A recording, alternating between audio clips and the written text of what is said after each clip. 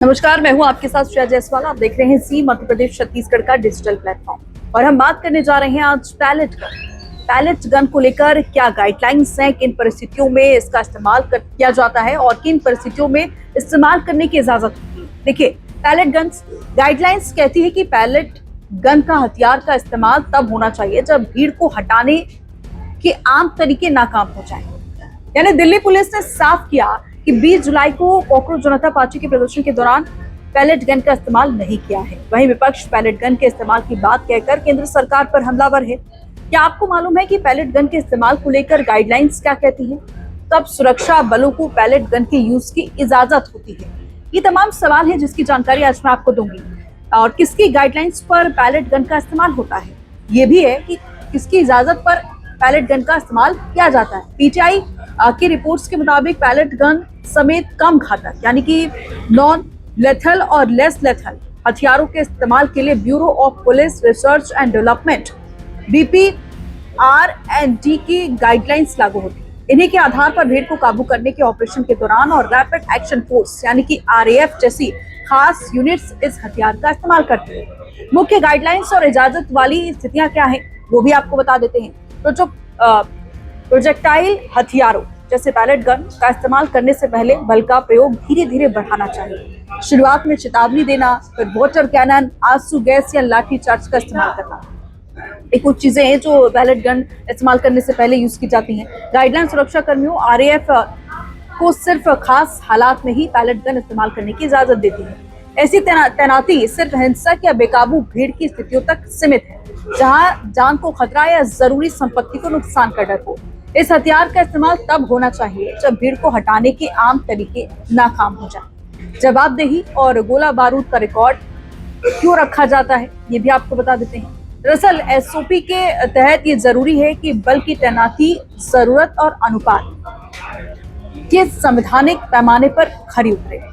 हाल ही की कार्रवाई में कोच में केंद्र सरकार को निर्देश दिया गया कि विरोध प्रदर्शनों के दौरान तैनात RAF के गोला बारूद का रिकॉर्ड सुरक्षित रखा जाए, ताकि ऑपरेशन के दौरान इस्तेमाल किए गए पैलेट के प्रकार जैसे मेटल बनाम रबर के बारे में जवाबदेही तय की जा सके। अब देखिए, पैलेट गन के इस्तेमाल की SOP क्या है, ये भी आपको बता देते हैं। दरअसल समझाना और चेतावनी देना कि जवानों को सबसे पहले साफ तौर पर सार्वजनिक घोषणाएं करनी चाहिए, बातचीत की कोशिश करनी चाहिए और भीड़ को शांति से तितर बितर होने की चेतावनी देनी चाहिए।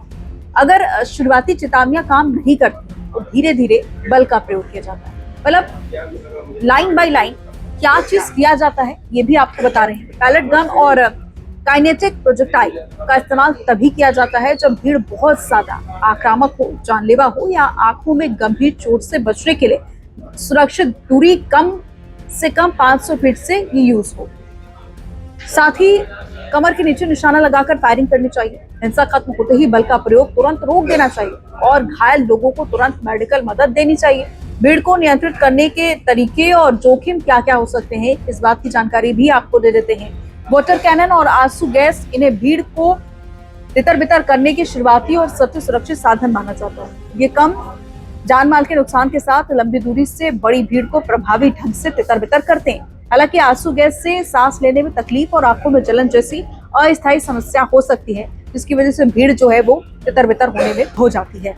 वहीं लाठीचार्ज कम दूरी पर भीड़ को रोकने के लिए प्रभावी, लेकिन अगर ठीक से न किया जाए तो शारीरिक चोट या हड्डी टूटने का भी खतरा रहता है।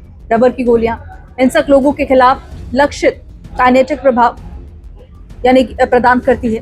हालांकि ये असली गोलियों की तुलना में सुरक्षित है। पैलेट गन कम घातक विकल्पों में इन्हें सबसे खतरनाक माना जाता है। यानी इन्हें तभी चुना जाता है जब बहुत सारी जो कोशिशें हैं वो नाकाम हो जाए भीड़ को तितर बितर करने के लिए। जब इन्हें कम दूरी से या कमर के नीचे कमर से ऊपर चलाया जाता है तो उसमें हमेशा के लिए अंधापन, गहरे ऊतकों में पैच और अंगों को घातक नुकसान का बहुत अधिक खतरा होता है।